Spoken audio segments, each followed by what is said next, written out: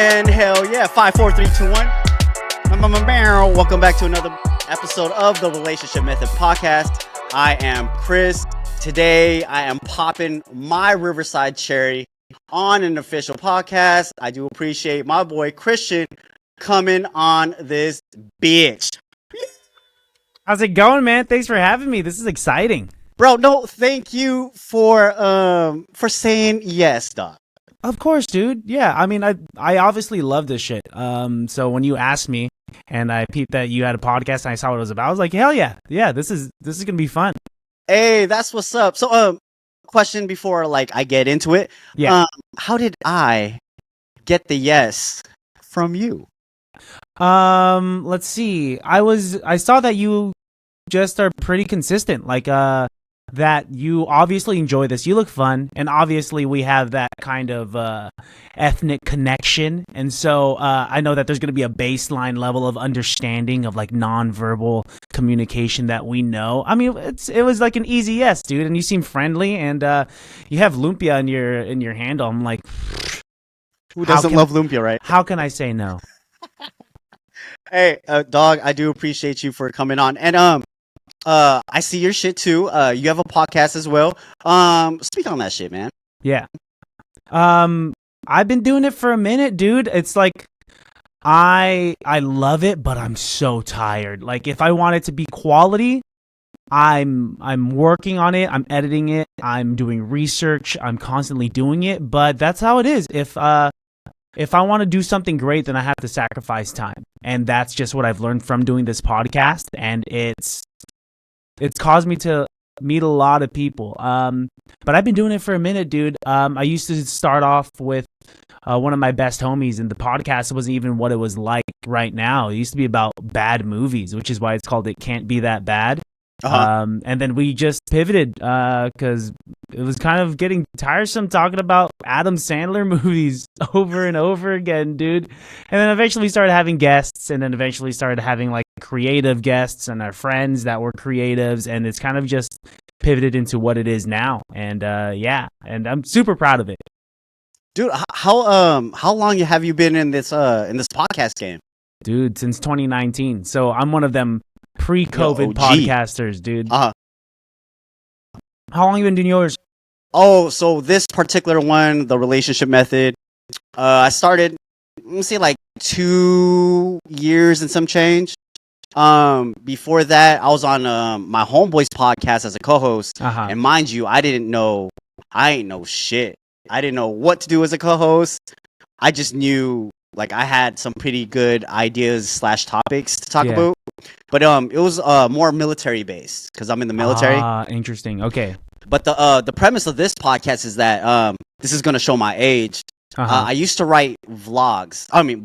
I used to write blogs back when Tumblr was popping. Damn, Tumblr. Well, yeah. I was part of that era. I didn't use Tumblr. My girl was on Tumblr, and a lot of my homies were on Tumblr. I just didn't understand Tumblr. I was definitely on MySpace and early Facebook and. Bruh, because of MySpace, man, we should be known as coders because in order for us to put that snazzy stuff on our page, you have to be embedding codes. If you wanted anything. So I was a middle schooler trying to look up how to code just so I could have a background that wasn't the typical MySpace wallpaper. And if I wanted a top 16 instead of a top 8, that's something you also had to code. I mean, it was crazy, dude. Yeah, I miss those days. IG's cool and all, but MySpace was a different time. Bro, MySpace was a hit. You had your songs on there. Yeah. Your profile could be decked out the way you want to. Only had one top friend, and that was Tom. Wow. Because people would trip up hey man, why am I your third? Why am I your eighth? And you're just and your family members oh, why am I not on your top 16? Oh, it was a way to start fights. Fuck that. Easily a way to start fights.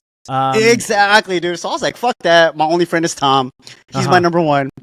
Wow, yeah, that way no one could ever fight.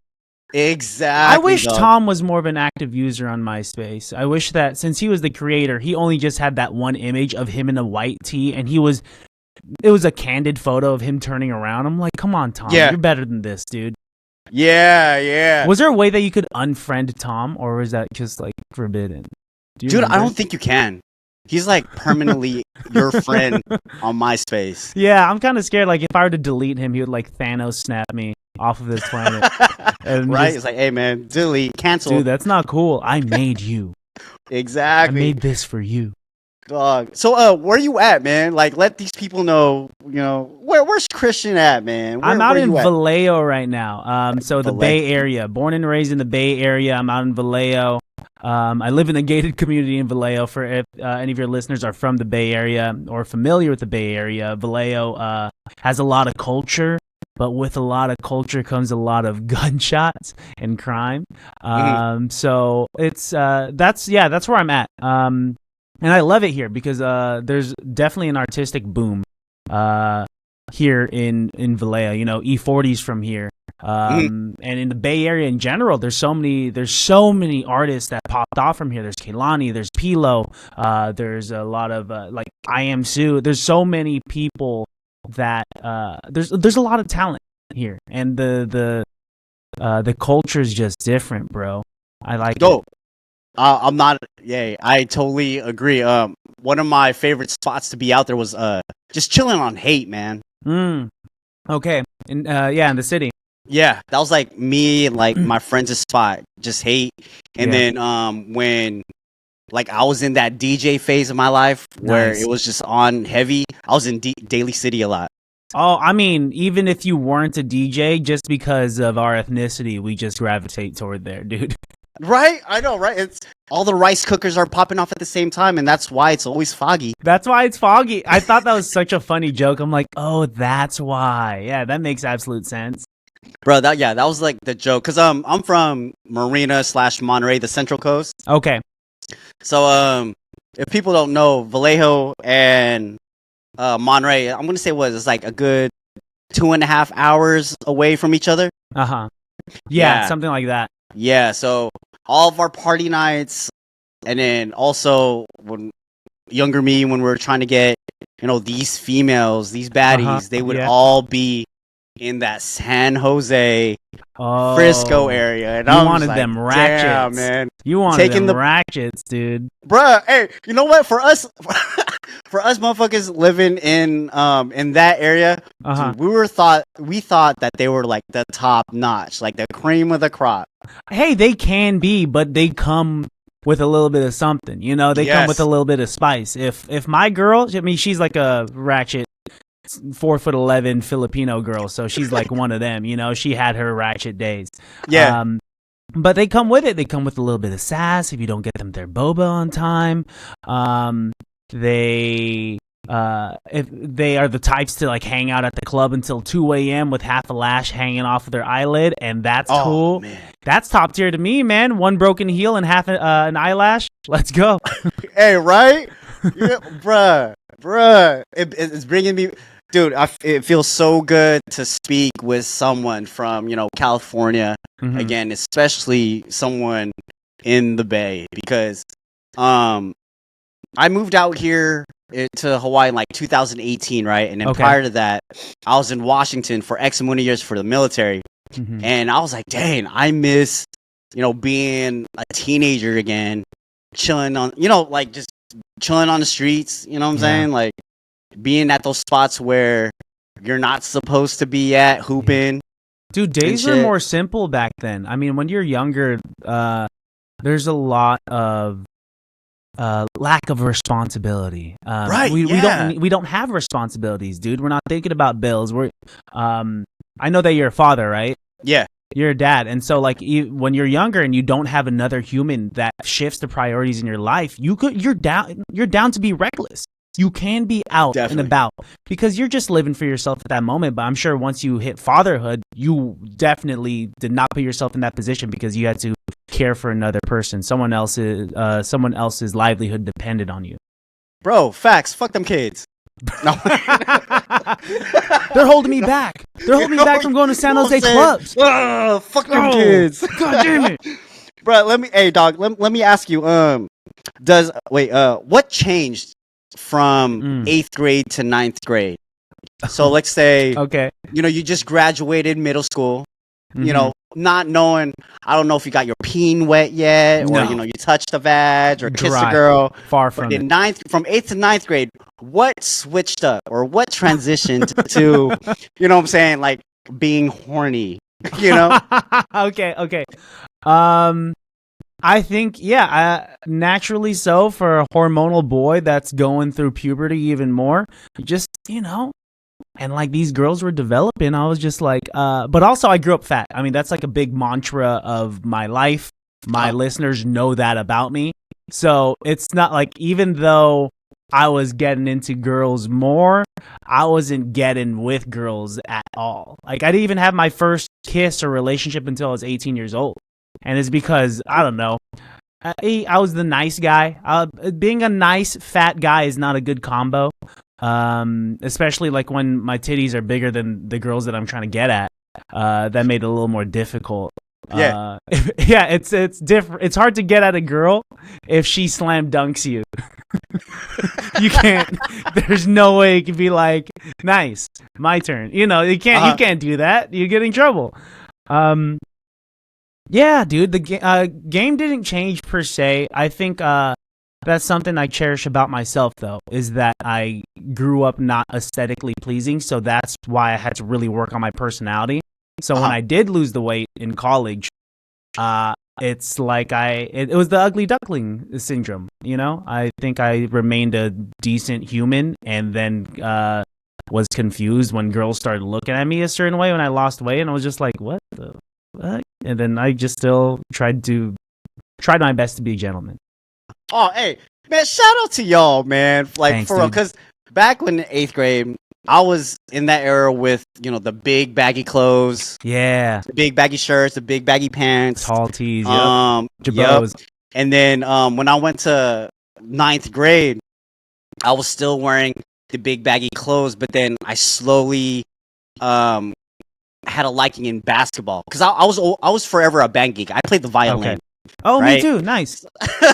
So I played the violin. I was a breaker back in the day too. So you caught me in the hallways and in people's classrooms. So I was never out with like the popular kids. Not until like my senior year, until people's like, "Oh, that's Chris. He's the one that's always in the, in the band room or whatchamacallit." Yeah. But when 9th grade hit, I think it was, I'm gonna say the second semester. That's when my apparel started switching up to just wearing basketball shorts and a hoodie. Yeah. And that was like my John. That was like my shit. Basketball shorts and a motherfucking hoodie with a fitted or a beanie.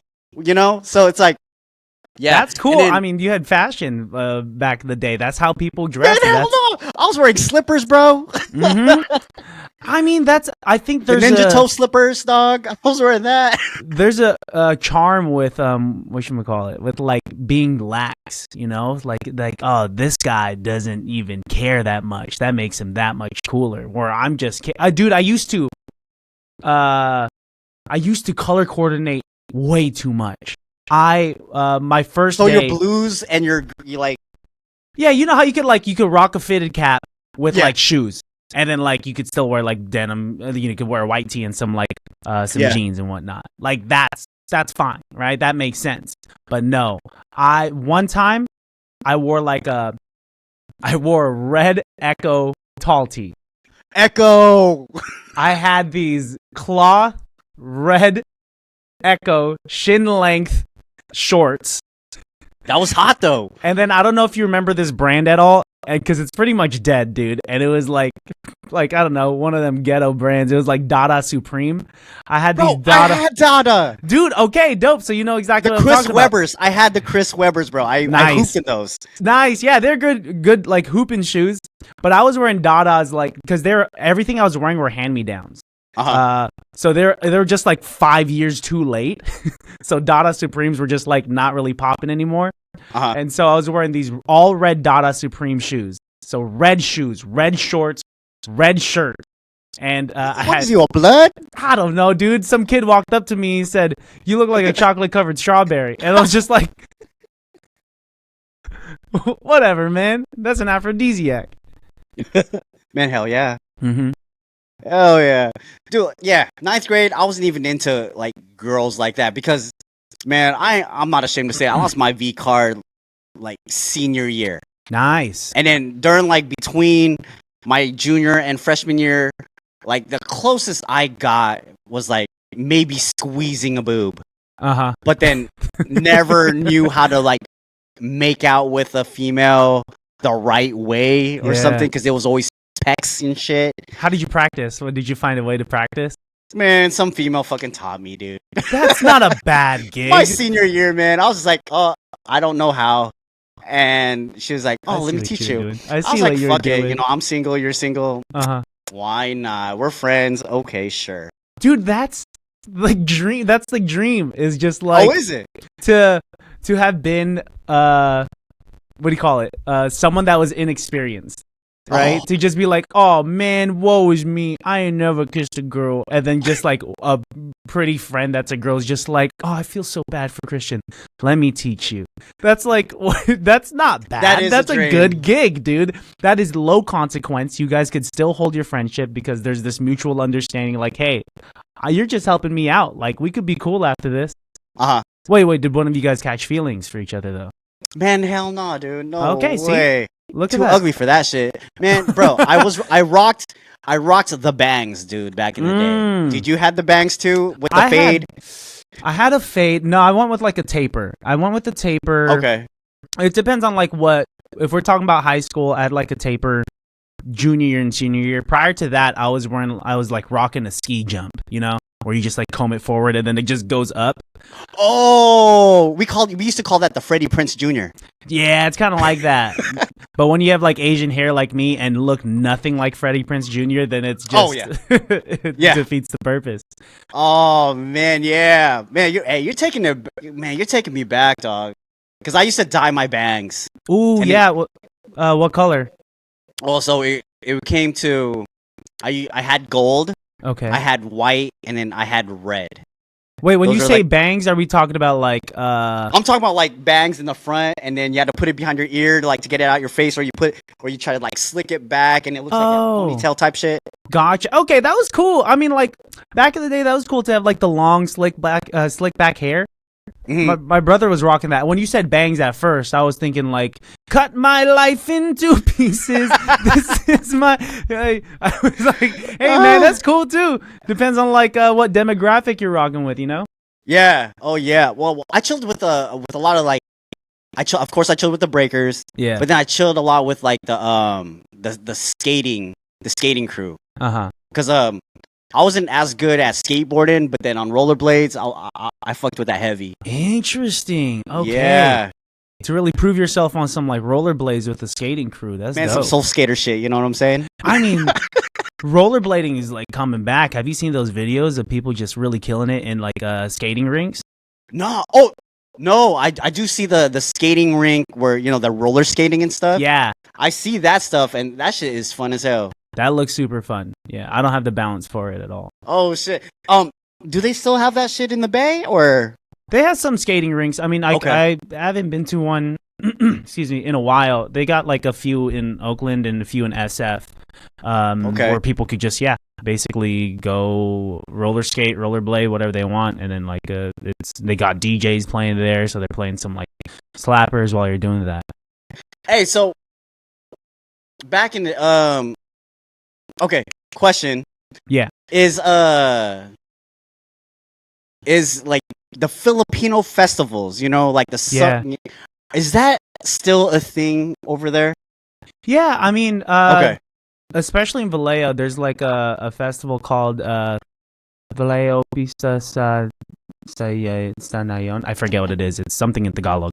But yeah, they have a Filipino festival there. I'm pretty sure they have festivals like in the city and whatnot.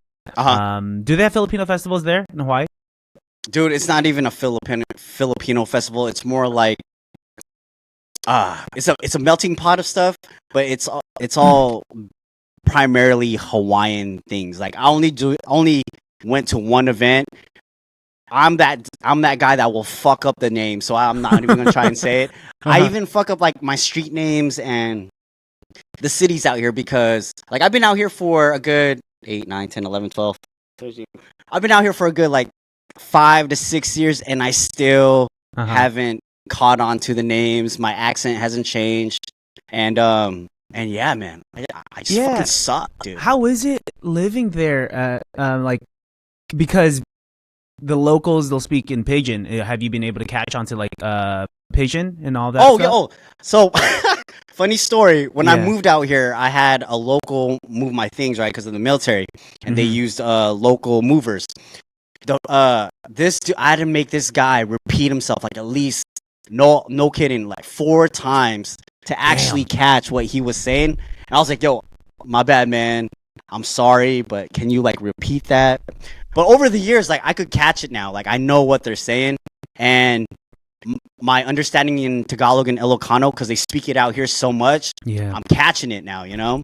Ah, gotcha. So yeah, but the whole pigeon talk, man, I'm gonna say 0.05 of my vocabulary. It might slip out sometimes. Okay. And shit, but you're not gonna hear me say what they say. There's no way in fucking hell. I'm gonna keep my But my kids, they're catching it though. Oh, I mean, because they're younger, and so their brains are like sponges, dude. If they're surrounded with that at a younger age, they're gonna absorb it pretty easily. Oh yeah, like you know how we say garbage or trash? Yeah. Out here they say rubbish. So my kids say rubbish now instead of garbage. And then that's crazy. How I say Hawaii, they put the emphasis in the Hawaii.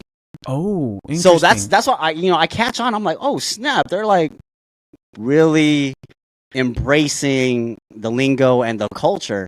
And also, I'm not trying to be racist or anything, but it feels real good to be the majority over here. No, that makes sense. Cali. That's far from like racist at all. I think that's just community, you know. I think anywhere that's Daly City. To bring it back to Daly City, for Filipino immigrants that had moved to California because their parents were in the Navy. Because there's a whole lot of those. Yeah, you find a place where it's the thing where a Filipino will see another Filipino in movies or at the supermarket, and immediately, without saying anything, but just eye contact, they'll be just like, Filipino? Oh my gosh, right? Filipino. Oh no, Mexican. Yeah, Mexican. Filipino. Yeah, it's like, it's so funny. It's so funny how that is. My parents are like that, and it's because, once again, I mean, I innately do it. I know that we immediately, without even talking that much, would have a connection because of our ethnic background, right? Because there's a lot to pull from, right? Historically and like in terms of community and whatnot, and it's a beautiful thing, dude. Oh, bro, definitely. So I know if I get into like some static out here with like a white guy or a black guy, I know that there's a Hawaiian around the corner. Yeah, not knowing me, it's like, oh, you got a problem with my with this cuss, whatever. I'm like, yeah, man. Hey, this motherfucker right here, man. Hey, he's trying to get me. But being Filipino, a lot of people love us right off the bat because I think there's a lot of stereotypical things that we're good at. You know, I've definitely had white people walk up to me and just be like, "Oh, lumpia, I fucking love lumpia," or they're just like karaoke. I love karaoke. Dog, you ain't lying. Hey, no capping that. Like what's his name? Gordon Ramsay. Yeah, I saw this on one of my feeds. He just opened a Filipino restaurant in the Philippines. Whoa! And I was like, shit, that's some heavy material right there. Interesting. Okay. Yeah. Wow, that's a big deal. It is. He called the Filipino food like the secret something of the East or some shit. I forgot his specific quote, but he gave Filipino food like the green light, the thumbs up, and everything. Do you still eat with your hands sometimes if you're eating Filipino food? Dude, all the time. Fuck it. Out here they do chopsticks, right? Interesting. Okay. I'm like, dude, man, let me wash my hand. I'll fucking, you know. You know what I'm saying? Oh, dude, half of my TikTok algorithm is just like really Filipino people in the Philippines doing mukbangs.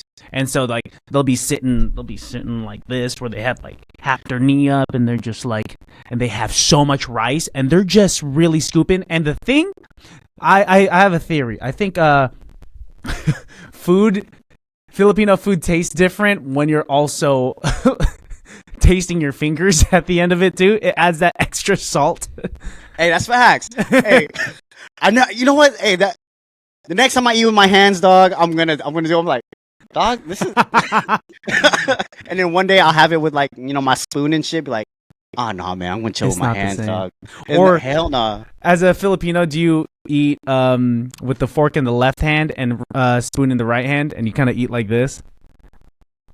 Bro, yeah. So if I have those utensils, yeah. But like earlier, dude, I'm majority with my hands, man. Ah, that makes sense. Yeah, like anything. If there's rice, I'm eating it with my hands. Like I'm not ashamed of going to like a friend's birthday party or whatever. Because I mean, at every party there's a sink or there's some type of bathroom, right? Yeah. Also, since I'm a parent, I always have wet wipes with me. Yeah, smart. So it's like, okay, I'll wipe my shit, eat with my hand, then wipe my shit again, and then like nothing ever happened because, hell, fuck it, I do like that we're really comfortable with that. I mean, well, I remember the first time. I remember I stopped doing it because I started doing it at school, and some of like the non-Filipino kids or some of the white kids would look at me weird, and they'd be like, "What's he doing?" And then I had to, I kind of slowed down on that. And thinking back now, I mean, sometimes I'll do it, but very rarely now. Thinking back, like we would get so comfortable. My grandma would feed me with her hands. And it's crazy because like she would just stick her hand like halfway down my mouth, and I'd be like, "This is normal. This is fine." Yeah. Oh, thank you, Nanai. Yeah. Oh, dude, to be young again. But yeah, other people, other Hawaiians, they do that out here too. Like they eat with their hands. Yeah. But primarily they eat with chopsticks for some reason. Yeah, that's crazy. I didn't know that that was a primary utensil. Bro, dude, it is that shit. Like it shocked me when like the 7-Eleven out here. No bullshit. I think it's one of the best 7-Elevens in the world. Yeah. I've never been to Japan, but I heard Japan is kind of popping too. But a lot of people say coming from the mainland, coming to the island, the 7-Eleven in Hawaii is popping. What are some of the main items in 7-Eleven that make 7-Eleven more popular in Hawaii? You got a lot of the so in the deli / food corner of 7-Eleven, you have all the Hawaiian plates, but like super reduced, right? So it's like small. And then they have all kinds of musubis in there. And they also have I still call it shopao, but over here they call it manapua. Oh, manapua. So they have different flavors of that in 7-Eleven at a good, reasonable price too. When you order it, do you say, "Can I have one of the shopaos?" And they're like, "What?" Dude, when I first got here... What are you talking about, brother? Yeah. Yeah. Oh, definitely. Yeah. I was like, "Oh, shopao." Like, what? I'm like, "You call me?" Shopao. And then one of the cashiers was like, "Oh, manapua." I was like, "But I was like, uncle, it tastes like shopao though." It's like, "Oh no, they call it manapua over here."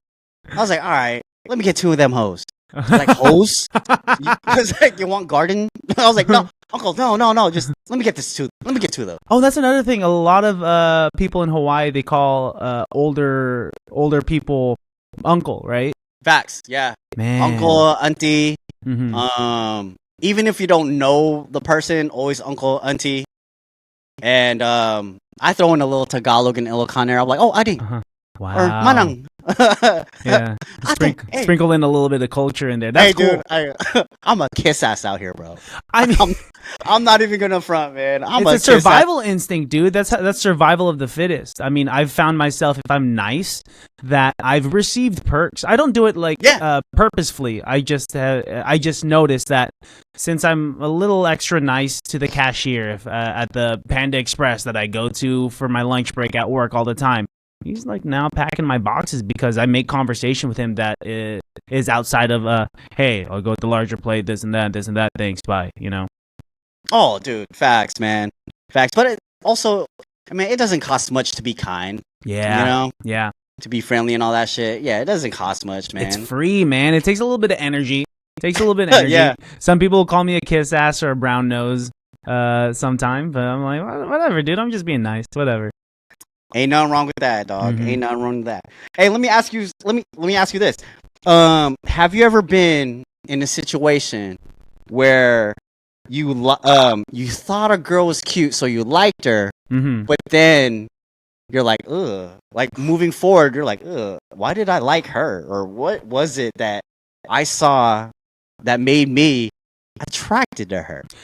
Yeah, I think in high school, there oftentimes I would see a girl that would be attractive, that would be Yeah. aesthetically pleasing to my eye. Like she Mhm. looks good and whatnot, but then what would happen is that I noticed that a lot of other guys would also think that she was cute. And what turns me off in women, and it's not their fault at all, is that when there's a whole bunch of other dudes that are into this girl. So now I'm just thinking about this girl is now basically being vultured by 5 men, and I don't want to be one of those 5 men. I think I really found that I would crush on hidden gems more so, you know? One of them sleeper girls, right? Where it's just like, oh, I didn't even realize that I was attracted to you until I got to know you. You know, like the more subtle, I think, yeah, more subtly cute as opposed to the obvious sexy, right? Yeah. So if I were to use celebrities as an example, let's say it's easy to say that Scarlett Johansson is attractive, and everyone would just, would throw their cousin in front of a car just to get to Scarlett Johansson. Yeah. But I would go more for like the cute celebrities. I like a lot of cute celebrities. I think what's an example of one? The girl from yeah, come on, help To me out. All the Boys I Loved. You know, I think I know who you're talking about, but I don't know her name off the top. I don't know her name, but she's more cute. Or let's say this: Scarlett Johansson, and then there's the girl that played Hermione. Hermione's very cute. Emma Watson, right? Oh yeah, okay. Very cute. Megan Fox is very sexy, and like every high school boy wanted to be that car that she was working on in the first Transformers, right? Yeah. I'm more of like a Brenda Song type of guy, if you know who Brenda Song is. Yeah. Yeah, I mean, she could just ruin my life tomorrow. It's she could just destroy it. All jokes. All jokes aside. Sorry, babe. Sorry, she's probably outside the door like, who the fuck? Right? Who's that babe? No, did you ever thought Michelle Rodriguez was ever pretty? Ooh, Michelle Rodriguez. Let me look up who that be. It's the other girl that played in Fast and Furious. I think she played as Dom's girlfriend. Yeah, she's like, I thought she was pretty. She's pretty in a way where she could beat the shit out of me pretty. Oh, you know? yes. Like, oh, man. This would be an interesting interaction in the bedroom. Yeah, I think that's something else I've also noticed about myself, is that I am oddly attracted. I used to be oddly attracted to girls that I was like intimidated by. Like if they were just like kind of like a little scary, like, okay. Yeah, the quiet girl that had like RBF in the corner, I would be like, hey, there's something about you that scares me a little bit. I'm the same way. Yeah. I'm fucking the same way. Like it's I would tell one of my boys like, yo, dude, she's kind of cute. And then the guy, my homeboys would be like, nah, man, she's fucking ugly as fuck. And then like weeks later, like, you know, I got to know the girl. Now my boys are like, dude, she kind of cute. I'm like, bitch, how the fuck? You know, like, where? What'd y'all see? Is it because I'm talking to her that made her cute? Bitch, what the fuck? Sometimes that's all it takes, dude. I think very opposite of me, where I told you once a bunch of guys are interested in a girl, like, I'm cool. I don't want to be one of 5 dudes, right? Yeah. I know that there's a lot of guys that start to like a girl when they realize someone else likes them, you know? Yeah. It's kind of similar to a kid that's playing with a toy and then gets bored of the toy, puts down the toy, walks away, turns around, sees that another kid picked up that toy, and it's just like, wait, no, that's my toy. I want that. Yeah. I want that toy. And I also have this other theory that to roll off on that, and I think that's why a lot of people that are in relationships, when let's say when a guy is single, they are less enticing to a girl or to a guy, like whatever way you go.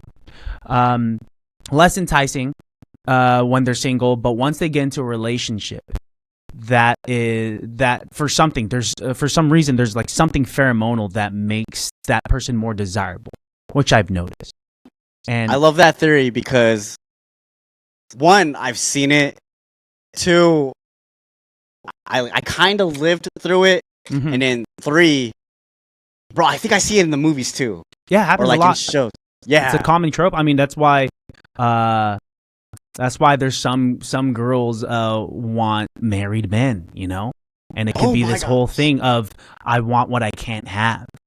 If a beautiful woman could get any single man because she's beautiful, then that's easy. But Definitely they like easy, to up the ante of getting someone who is ungettable, or it's taboo to get, right? Like that's a challenge. It's a harder difficulty. But, oh, dude, you are not lying, man. You are not lying. It's you could like flip that around too, because if a female is taken, I mean, dudes are just horny anyway. Always. It makes the guy more hornier. Yeah. Because the fact that she could cheat on her guy at any given time. Mm-hmm. Yeah. Oh, the human psyche is just, it's messed up like that, man. It's messed up like that. Dog, it is. We want what we can't have, right? We want that forbidden fruit. We want, and I think that's what makes humans so special, is that we are constantly fighting our animalistic instincts, right? We as guys, we want to reproduce. In terms of the animal kingdom, we get these feelings because we want to spread our seed. We want to have multiple offspring with multiple partners to increase our gene pool and to just increase the survivability of who we are, right? Our legacy. Yeah. What's beautiful about the human mind is that we can fight those instincts, and we choose to live in a society that praises monogamy. And that's why, a dog will fuck 5 other dogs. Fine, they ain't gonna have any issues. But humans will try our best to stick with one partner through marriage, through whatever, through partnership, through the rest of our lives. That's why we're so fascinated with penguins, because penguins are some of the only animals where they'll get a pebble and they'll give it to another penguin, and they'll be like, "Hey, we're gonna be in a monogamous partnership," and they do that until they die. Oh. No wonder women love penguins. It's a big, they love penguins. Whoa. And then, to caveat off what you said about like reproducing, Nick Cannon's the only motherfucker I know that's doing it right now. He's he's a gigolo. But yeah. He's the reason why the world's overpopulated right now. Oh, him alone. Yeah. Wrap it up. Now wrap it up. Yeah, that guy just does. He'll spit next to a woman and she'll get pregnant for some reason. He's just that fertile. He'll hawk a loogie on the street, and then 5 women are just like on their 3rd trimester. He's just like, what? Oh man! All right, I got one more before we dip out, and this is one of the questions that got asked when I posted your picture. Do men take it as an insult if an ugly female shoots her shot? No. All right. Any human that shoots their shot is just flattering. I don't know. I'm kind of an oblivious dude, so it's kind of hard for me to notice if I'm being hit on, especially since I've been in a relationship with my girl for like over 10 years now. Yeah. It's just hard. It's just something I don't think about, and it's mixed in with me growing up fat and me not believing in myself and not thinking I was attractive. That I'm just like, my first thoughts never thinking like this girl's into me. It's my first thoughts like, oh, this girl wants to be my friend, which is like, this girl's probably like hit on, my fiance has been like, that girl is like hitting on you. I'm like, really? I thought she just was just making conversation. All that being said, yes, if a girl is unattractive and she shoots her shot, like that's still a ploy of confidence from anyone to shoot their shot, which I think is just beautiful. Attaboy. That's the answer I was looking for, because as a guy, I don't give a fuck if he's gay or whatever. Oh, yeah. Like with anything that's like, oh man, you're cute, or anything that's boastful, I'm like, motherfucker, thank you, man. Thank you. Like, Oh, dude. I wouldn't be like, man, fuck, get the fuck away. No, Have you been to a gay club before? That's I've the been around gay easiest place guys that shot their shot in Vegas. Boom. You get your ego is boosted. Your Yeah, confidence right. is Like he was boosted. tapping my ass and everything. I was like, ooh, you better stop, bro. I went to Florida last year, and I went to this club, and I was pretty messed up at this club, and I was having a good time, and I was like, oh man, like this club's like interesting. Like they're playing interesting music. The drinks are cheap and whatnot. And I went into the bathroom and I was relieving myself. And it wasn't until this moment where a gentleman to the right of me, and it's one of those urinal sections where there's no partitions. So it's just, it's just out and about. Some guy to the right of me looks at me, looks down, looks up, taps me on the shoulder. He's like, good job. And then he leaves. And I was just like, is this a gay club? And I'm like, and I look down, I'm like, it's nothing impressive right now. Like I'm flaccid and peeing, but thank you so much.